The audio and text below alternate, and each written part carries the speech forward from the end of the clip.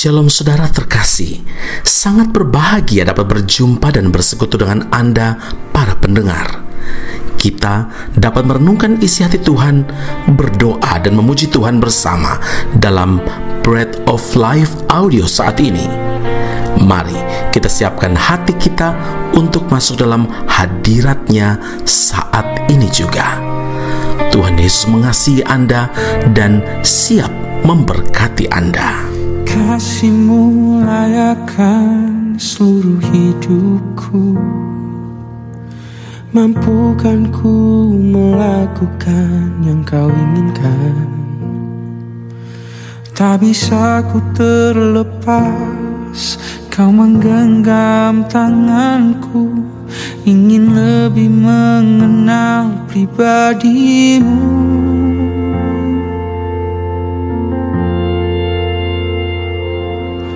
Ku terhubung denganmu, selalu melekat di hatimu.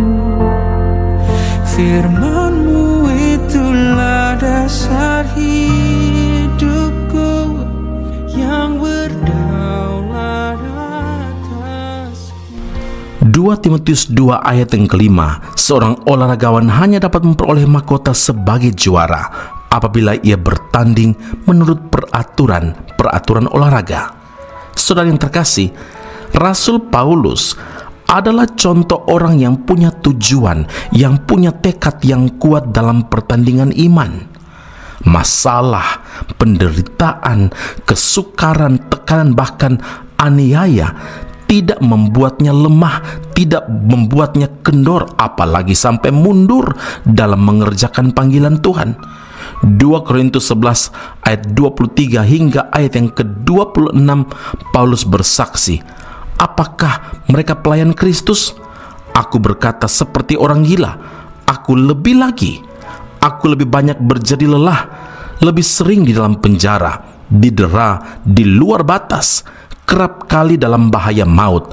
5 kali aku disesah orang Yahudi, setiap kali 40 kurang 1 pukulan.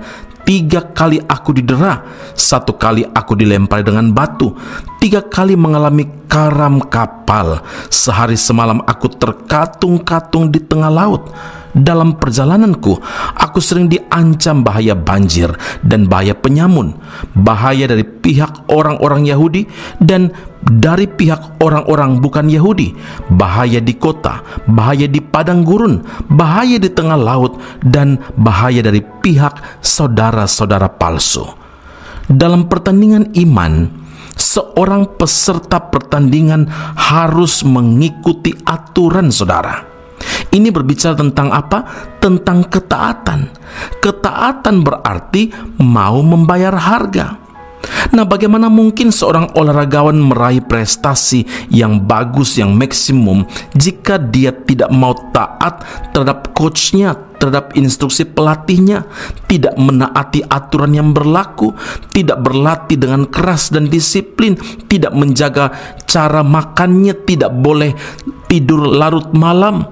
Demikian juga kita dituntut punya gaya hidup yang berbeda dari dunia ini, tahu apa yang harus dilakukan dan mana yang tidak boleh dilakukan.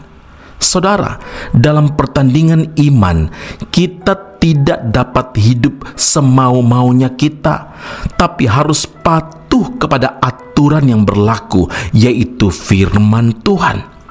Ada kedisiplinan rohani yang harus kita bangun setiap hari melalui persekutuan yang karib dengan Tuhan dan ketaatan kita untuk melakukan firman Tuhan seperti yang saat ini kita lakukan. Firman-Mu itu pelita bagi kakiku dan terang bagi jalanku. Firman Tuhan menuntun langkah hidup kita, saudara, sehingga kita tidak akan salah jalan lagi, tidak tersesat. Justru kita berjalan sampai mencapai garis akhir. Wahyu 2 ayat 10, Tuhan Yesus berkata, "Hendaklah engkau setia sampai mati, dan aku akan mengaruniakan kepadamu mahkota kehidupan." Amin. Mari kita berdoa. Bapa Surgawi, hidup dalam dunia harus mengikuti aturan yang ada. Dan karena Tuhan memerintahkan supaya kami harus hidup berbeda dengan cara dunia hidup, maka Tuhan, firman-Mu saja yang selalu menjadi pelita bagi kaki kami dan terang bagi jalan kami. Semuanya ada harga yang harus kami bayar. Kedisiplinan rohani, membangun persekutuan yang karib, yang erat dengan Tuhan setiap hari, seperti yang kami lakukan saat ini, mendengarkan, merenungkan firman Tuhan, terlebih lagi ketaatan untuk melakukan firman Tuhan. Karena itu, ya Roh Kudus, bantu kami untuk melakukan setiap perintah Tuhan, dan hidup kami selalu dituntun untuk memuliakan Kristus.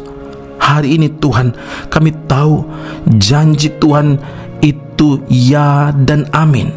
Dan ketika kami taat dan setia sampai garis akhir, janji Tuhan, mahkota kehidupan itu pasti menjadi bagian setiap kami yang setia sampai mati.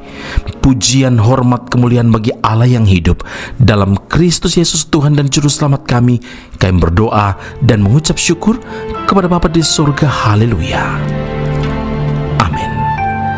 Tuhan Yesus memberkati Anda. Sampai jumpa. Keep on growing and never give up. Tak akan pernah ku sesali mengiring Yesus sepanjang hidupku, lewati lembah air mata, ku saksikan kemuliaan-Mu dinyatakan. Berapapun harga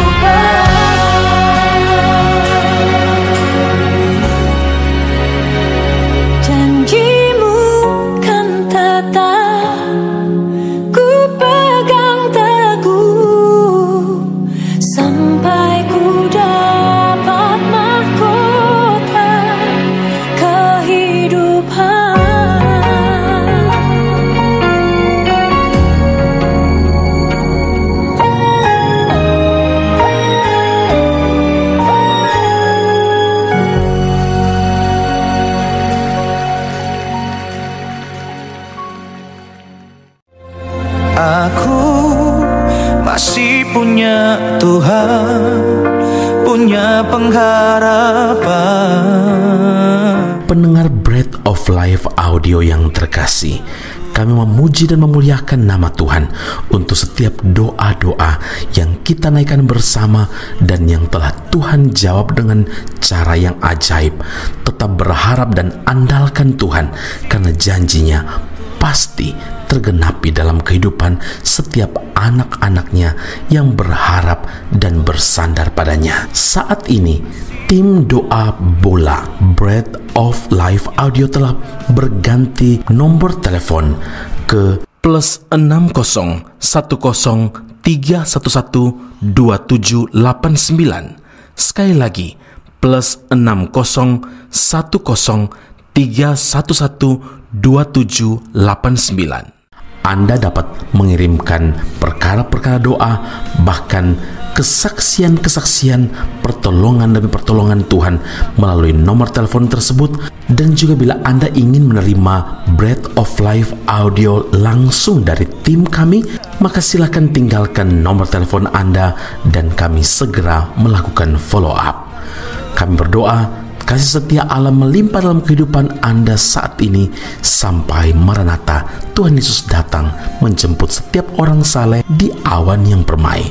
Tuhan Yesus memberkati Anda. Punya pengharapan, aku tetap beriman.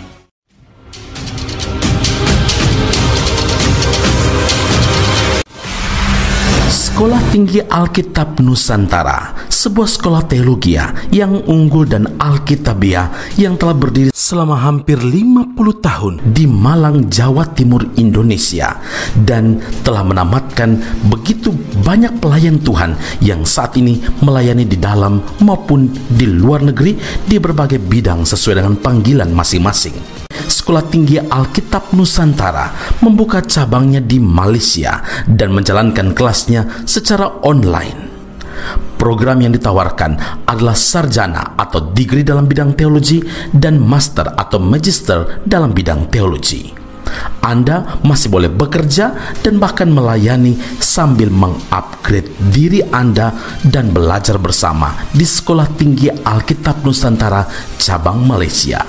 Untuk informasi dan pendaftaran sila hubungi 017 7923 798. Sekali lagi 017 7923 798. Jumpa Anda di Sekolah Tinggi Alkitab Nusantara. Tuhan Yesus memberkati.